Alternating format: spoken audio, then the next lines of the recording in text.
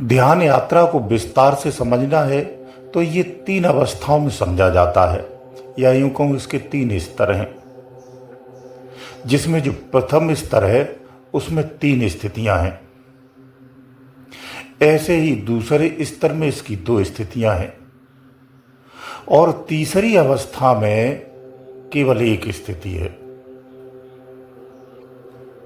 इसी प्रकार के ध्यान की संपूर्ण यात्रा 2 चरणों में है।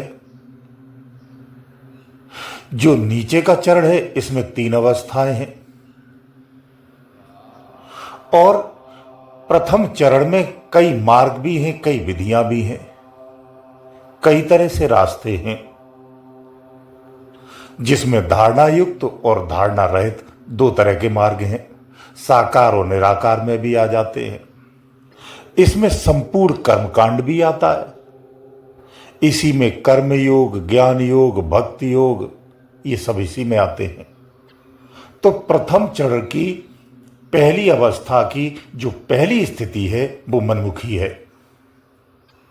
और ये मनमुखी स्थिति कैसी है? 2 रूपों में है, मलिन मन की और एक स्वच्छ मन की। यूं कहूं एक सगुण मन की, एक निर्गुण मन की, और सरल समझना है तो एक सशरीर की स्थिति, एक बिना शरीर की स्थिति, एक स्थूल की स्थिति, या यूं कहूं एक सूक्ष्म की स्थिति। इस तरह से समझ सकते हैं। इसलिए कोई भी साधक हो जब प्रारंभ करता है वो साधना का, भजन का, स्तुति का, भक्ति का, जो भी मार्ग है उसका, वो मनमुखी ही होता है। हर किसी का होता है। मनमुखी प्रारंभ में जब होता है तो लेकिन यहां देखना और समझना यह जरूरी है कि मन आपका मलिन मन के साथ हो रहा है या स्वच्छ मन के साथ हो रहा है। जब मलिन मन के साथ होता है तो वो साधना में आगे नहीं बढ़ता है। अगर स्वच्छ मन से करता है तो साधना में बहुत जल्द उसके परिणाम मिलने लगते हैं और वो प्रयास सफल भी होता है। तो मन की मलिनता का नाश करना आवश्यक होता है। इसी को शुद्धिकरण कहते हैं। साधना का प्रारंभ करने से पहले शुद्धिकरण आवश्यक होता है। यह सबसे महत्वपूर्ण बात यह है कि प्रथम चरण, ध्यान का जो प्रथम चरण है, उस प्रथम चरण की जो प्रथम अवस्था,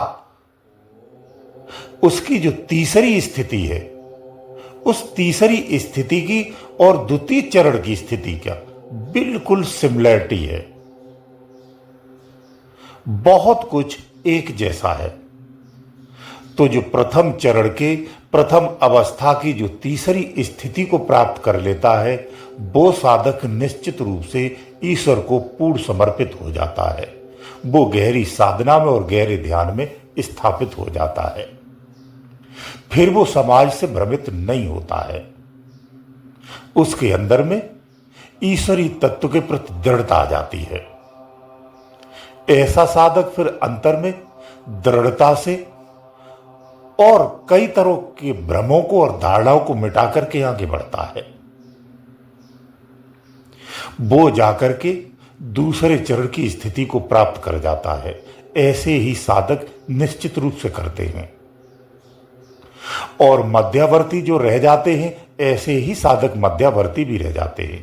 कहने का तात्पर्य यह है कि ऐसे ही साधक कौन से, जो प्रथम चरण की प्रथम स्थिति, प्रथम अवस्था की तीसरी स्थिति का जो साधक है, वही यात्रा करने में सक्षम होता है। वही यात्रा करते हैं। कोई मध्य में रह जाता, कोई प्रारंभ में रह जाता, कोई पार हो जाता है। इस तरह से स्थितियां अलग अलग हो जाती हैं। तो आज बात ध्यान के तीसरे स्तर की हो रही थी। जो साधक तीसरे स्तर पर पहुंच जाते हैं या जो साधक तीसरे स्तर के हैं, उन्हें सहसारी कहा जाता है। ज्ञान की भाषा में योगी जन, मुनिजन आपस में जब बात करते हैं तो उसे सहसारी कहते हैं। तो जो सहसारी है वो प्रथम चरण की यात्रा का आनंद लेता है। वो संपूर्ण आनंद लेता है, थोड़ा बहुत नहीं, पूरा आनंद लेता है। वो भ्रमयुक्त संसार के भेद को जानने लगता है। उसकी कथनी में, उसकी वाणी में, उसके शब्दों में यह स्पष्ट आता है कि यह काल्पनिक संसार है। ऐसे लोग संसार को काल्पनिक कहते हैं। तो जो सहसारी है वो आनंदों में भी नहीं डूबता है, वो परम आनंद को खोजता है। यहां आकर के वो आनंद का त्याग कर देता है, परमानंद का सहज चखने में लग जाता है, जो कभी उसे क्षणिक में मिलता है, कभी नहीं मिलता है। दरअसल में कहा जाए तो सहसारी एक बादशाह है, लेकिन कैसा बादशाह है? जिसे ज्ञान का पूर्ण भान नहीं है, लेकिन ज्ञान है, इतना ज्ञान है कि वो शहंशाह है और शहंशाह ही रहेगा, है? और कुछ नहीं होगा। सहसारी जो है, अब वो बार बार जन्म और मृत्यु के फेर में भी नहीं फंसेगा। अगर वो फंसेगा तो अपनी इच्छा से फंसेगा, ऐसे नहीं फंसेगा। तो सहसारी दो स्थितियों में होते हैं। यहां भी दो रूप है सहसारी होने के। एक स्थिति ज्ञानमय की है और एक स्थिति कुछ ज्ञान की है। यहां अज्ञानता तो होता ही नहीं है, यहां ज्ञान है, लेकिन पूर्ण ज्ञान और आधा ज्ञान कहे, इस तरह से समझ लीजिए। यानी एक ज्ञानमय हो जाता है, एक थोड़ा ज्ञान होता है। थोड़ा ज्ञान का मतलब ये है कि उसे ये पता है परमात्मा है, लेकिन अभी उसे परमात्मा ने देखा नहीं है, उसे परमात्मा को वो जानता नहीं है। ज्ञानी कौन है? ज्ञानी वो सहसारी है कि जिसे निश्चित है कि परमात्मा है, क्योंकि उसे हल्की सी अनुभूति हुई थी, लेकिन जानता वो भी नहीं है। सहसारी ऐसे होते हैं। जो सहसारी, यहां परत भी तीन है, सहसार पर ध्यान रखना। जो तीसरी परत पर स्थापित हो जाता है उसे परमात्मा की बहुत गूढ़ रहस्य बता रहा हूं। ये बहुत गहरे अनुभव है, जो केवल अनुभूति से ही समझे जा सकते हैं, श्रवण से समझ में नहीं आएंगे। इसलिए आज जो सहसारी वो ध्यान से समझें कि तुम किस स्थिति में हो। तुम्हारी वाणी सिद्ध है, लेकिन अभी तुम पूर्ण संत नहीं हो, पूर्णता प्राप्त नहीं हुई है, ये ध्यान रखना। यहां भी तीन परतें हैं। जो तीसरी परत पर, यानी ऊपर की तीसरी परत पर जो पहुंच जाता है वो उत्तम पुरुष है। क्यों?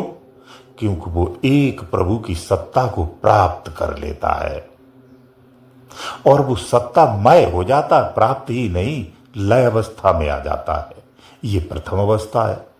संसार के 60 से 70% संत यहीं आकर के उलझे हुए हैं, यहीं रुके हैं। यहां से बहुत मुश्किल है जो संत आगे जाते हैं। अधिकतर साधक यहीं रुके हुए हैं और अपने आप को पूर्ण कहते हैं। ध्यान रखो, जो भगवा देश है वो पूर्ण नहीं है, ये ध्यान रखना। ये गहरी बात है। बाहरी ज्ञान से समझोगे तो मिथ्या लगेगा, सत्य में जाओगे तो समझ में आएगा। क्योंकि भगवा देश तेरा नहीं है। कुछ ऐसे संकेत हैं, इसलिए भगवा का प्रयोग कर रहा हूं, बल्कि हमें इसका भी प्रयोग नहीं करना चाहिए। लेकिन समझाने के लिए कोई न तो माध्यम होना ही चाहिए, कोई एक माध्यम तो लेना पड़ेगा, इसलिए ये शब्द कह रहा हूं। क्योंकि भगवा प्रारंभ में, मध्य में और तीसरी परत पर भी है। तो ये तीनों भगवा स्थान है, तुम्हारे नहीं है। ये ईश्वर भी नहीं है, ध्यान रखना। न ईश्वर का ये रंग है, लेकिन बनाया गया है। क्योंकि जो प्रथम सत्ता को प्राप्त किया है उसने इसी को स्वीकार किया है, इसलिए इसी को ही सत्य माना गया है।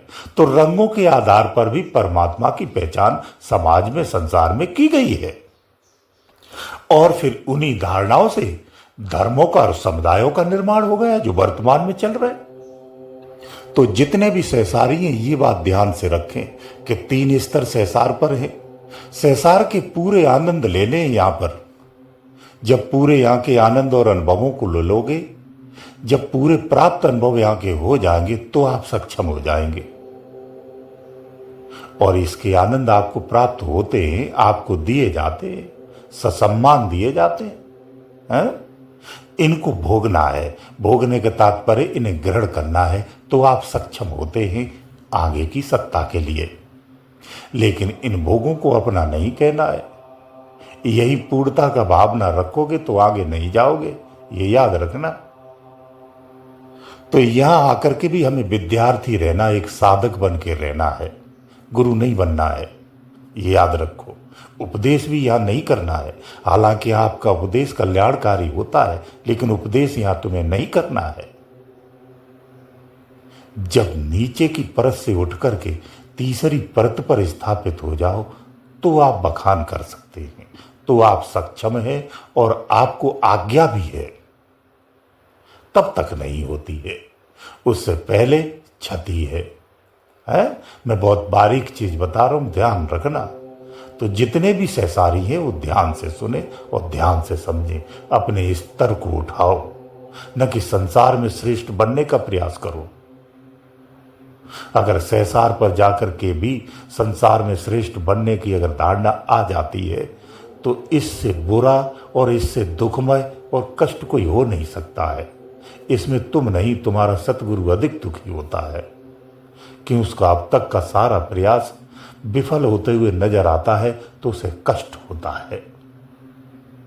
और जब तुम संसार के मान मर्यादाओं में, सम्मानों में, कीर्ति और यश में फंसते हो तो सतगुरु फिर छोड़ देता है। फिर तुम्हारा पतन निश्चित है और पतन हो जाता है। फिर व्याधियां लग करके तुम्हारा नाश हो जाता है। इसलिए ध्यान रखो, जब ऊंचाई पर होते तो अधिक सावधानियों की आवश्यकता होती है। आपको इसका ध्यान रखना चाहिए। अगर आप सहसारी हैं तो आपको बाहरी वाणियां प्राप्त होती हैं, महान संतों की वाणियां प्राप्त होती हैं, उनका अनुसरण करते हुए स्थिर हो जाना चाहिए। गुरुदेव दयालु।